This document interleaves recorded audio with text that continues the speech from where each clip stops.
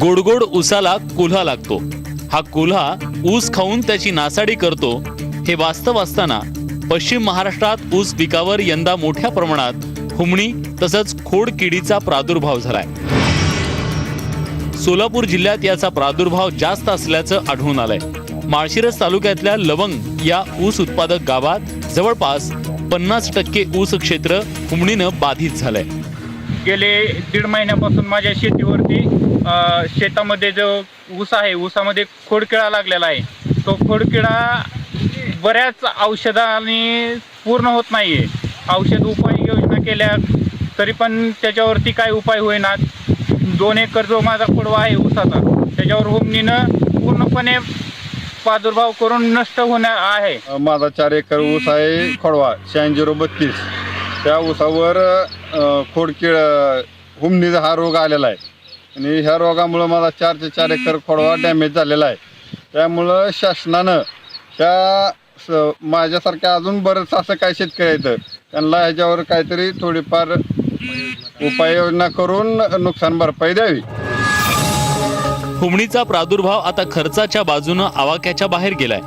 एकरी मिळणारं ऊसाचं उत्पादन, त्यातून सध्या होणारा नफा आणि इतर बाबी तपासता हुमणी ऊस उत्पादकांचं कंबरडं मोडणार असल्याचं दिसून येत आहे. एकट्या लवंग गावात अनेक शेतकऱ्यांचं संपूर्ण ऊस क्षेत्र प्रादुर्भावग्रस्त झालंय.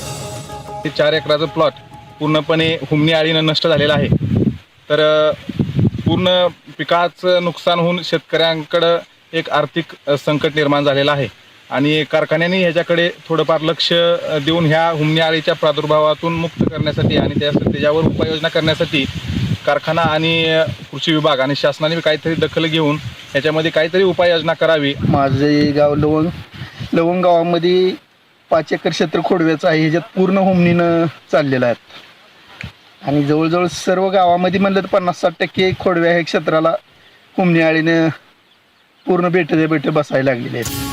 हुमणीचा प्रादुर्भाव कमी होण्याऐवजी आता वाढण्याची शक्यता आहे. ढगाळ हवामानाच्या काळात अटॅक वाढत असल्यानं अनेक शेतकऱ्यांनी निरोगी पिकाची अपेक्षा सोडून दिली आहे. ऊसाचं उत्पन्न होणार किती आणि खर्च करणार किती. तर ह्याच्यामध्ये मृगबहारामध्ये जे हुमणीचे जे भुंगार आहेत ते भुंगारे जेव्हा तुमच्या लिंबाचं झाड असेल किंवा तुमचं बोरी झाड असेल किंवा झाडझुडपं असतील किंवा बाबळीचं झाड असतील ह्या झाडावरती बसलेले असतात आणि ते भुंगारे गोळा करून त्यांचा खरं नायनाट करणं गरजेचं आहे. एक मादी भुंगारा जर तुमच्या जमिनीमध्ये खूपशी मारून जर गेला तर एका ठिकाणी तुमच्या 400 आळ्या तिथं त्याची वेण होती आणि ह्या 400 आळ्या तुमच्या हे झाल्यामुळं जवळजवळ सगळ्या क्षेत्रामध्ये हे क्षेत्र सगळं बाधित होतं. म्हणून ह्याच्यामध्ये एक सगळ्यात महत्त्वाचं आहे की लागण करताना तुमची मग ऊसाची लागण असेल त्या लागण्याला तुमचं खरं त्याचं नियोजन करणं गरजेचं आहे शेतकऱ्यांना. आणि सगळ्यात महत्त्वाचं म्हणजे एकात्मिक नियोजन म्हणतो आपण, ते नियोजन करणं गरजेचं आहे. हुमणीचं नियंत्रण करण्यासाठी उन्हाळ्यापासून नियोजन करणं गरजेचं आहे. त्यासाठी एकत्रित व्यवस्थापनावर भर द्यायला हवा. या कामासाठी साखर कारखान्यांनी आणि त्यांच्या कृषी विभागांनी व्यापक पुढाकार घेणं गरजेचं आहे. तरच ऊसाच्या आगारात ऊसाचं पीक जोमानं वाढणार आहे. सागर सुरवसे, न्यूज 18 लोकमत, माळशिरस, सोलापूर.